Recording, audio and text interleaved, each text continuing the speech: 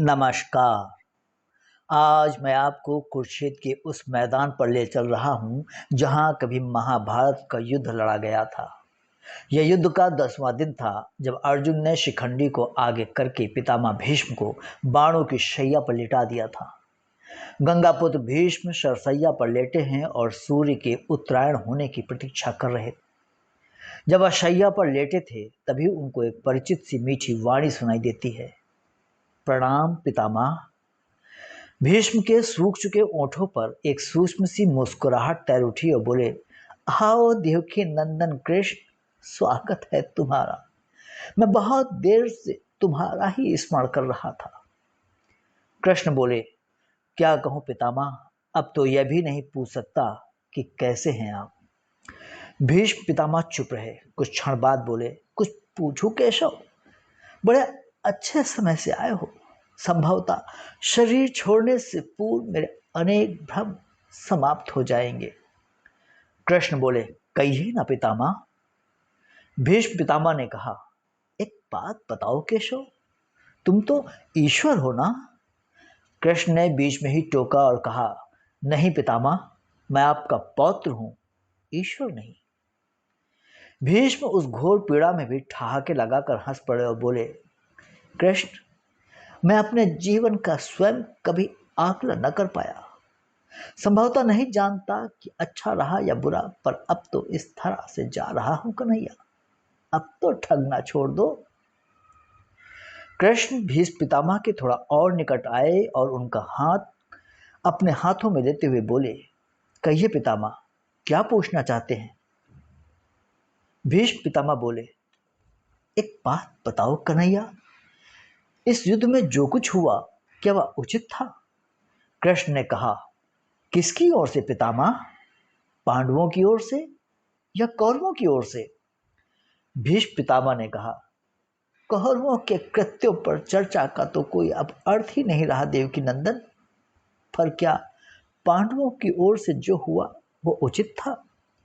आचार्य द्रोण का वध, दुर्योधन की जंघा के नीचे प्रहार, दुशासन की छाती का चीरा जाना, जयदत्त के हुआ साथ छल, निहत्थे कर्ण का वध, सब उचित था क्या? कृष्ण ने कहा, इसका उत्तर मैं कैसे दे सकता हूं पितामह? इसका उत्तर तो उन्हें देना चाहिए जिन्होंने यह किया। उत्तर दे दुर्योधन का वध करने वाले भीम, उत्तर दे कर्ण और जयदत्त का वध करने वाले अर्जुन। मैं तो इस युद्ध में कहीं था ही नहीं पितामह।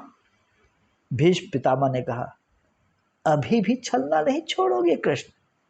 अरे विश्व भले कहता रहे कि महाभारत युद्ध को अर्जुन और भीम ने जीता, पर मैं जानता हूं कन्हैया कि यह तुम्हारी और केवल तुम्हारी विजय है। मैं तो उत्तर तुम्ही से पूछूंगा माधव। भीष्म पितामह के इतना कहते ही कृष्ण थोड़ा गंभीर हुए और बोले, तो सुनिए पितामह, कुछ भी बुरा नहीं हुआ, कुछ अनैतिक नहीं हुआ, वही हुआ जो होना चाहिए था।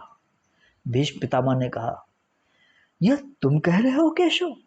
मर्यादा पुरुषोत्तम राम का अवतार कृष्ण कह रहा है? यह छल तो किसी भी युग में हमारे सनातन संस्कारों का अंग नहीं रहा, फिर यह उचित कैसे हुआ?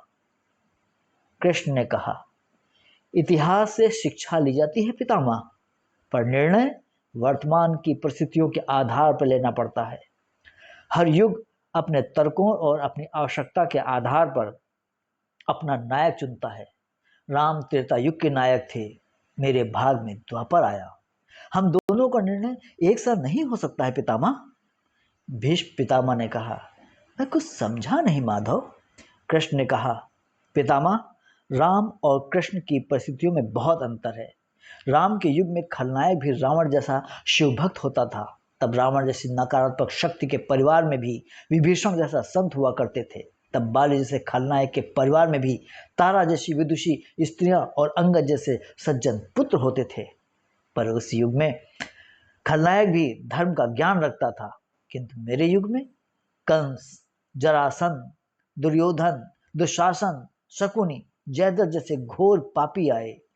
उनकी समाप्ति के लिए हर छल उचित है पितामह। पाप का अंत आवश्यक है, वह चाहे जिस विधि से हो। भीष्म पितामह ने पुनः प्रश्न किया, तो क्या माधव तुम्हारे इन निर्णयों से गलत परंपराएं नहीं प्रारंभ होंगी? क्या भविष्य इन छलों का अनुसरण नहीं करेगा? और यदि करेगा तो क्या वह उचित होगा? कृष्ण ने कहा, भविष्य तो इससे भी अधिक नकारात्मक आ रहा है पितामह। कलयुग में तो इतने से भी काम न चलेगा।